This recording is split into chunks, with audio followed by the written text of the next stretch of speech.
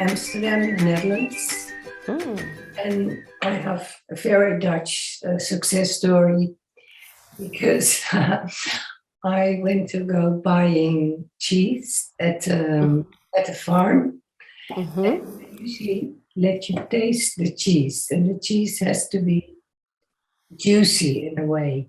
I tasted the cheese, and then I realized I could see it on the cheese itself, something I never noticed before. I could see it in the structure. And I'm a thinker, so I'm often far away with my head, but now I could see it, which was a very new experience for me. Heel goed.